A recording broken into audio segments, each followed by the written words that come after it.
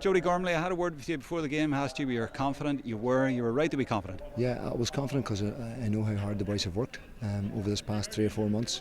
I felt that we had played some good football in the McCormick before Christmas and we hadn't trained particularly hard, and the boys had trained hard, as I said, and particularly over Christmas and a couple of good challenge games. So I was confident, but I was also aware that St Paul's are a serious contender now in Macquarie Cup football.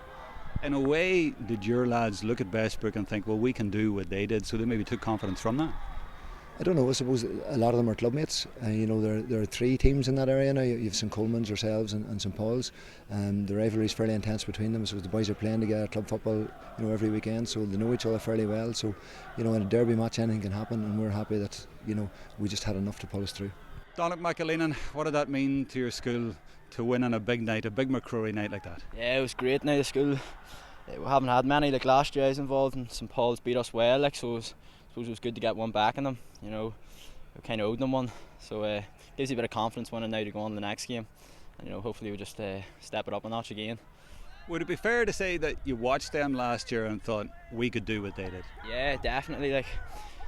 Thought last year maybe they worked a bit harder on us, so we knew we had to train a bit harder maybe and just do a lot more training maybe, and thankfully it paid off there today, because half time we didn't really play at all, but thankfully we came out in the second half and showed what we're about. Yeah, you were in touch at half time thanks to a super goal. Yeah, Ryan's been doing that all year.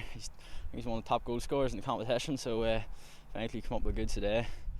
How big is a win for your school, for the teachers, for yourself and for the players? A win gives you a bit of momentum. I suppose it's a just reward for the amount of effort, the amount of time. I mean, we trained 7 times in over Christmas, and the rest is eating turkey and drinking mulled wine. So the boys have made a big commitment, as do all schools. So I think it's tough, and we've been on the losing side many's a time. It's nice just to have a victory, to something to build on. How hard were you on the boys? Did you have them in on Boxing Day? They all went for a run on Christmas Day. Come on. So, that tells you the level of commitment they have. They have great commitment, but I suppose no more than any other school.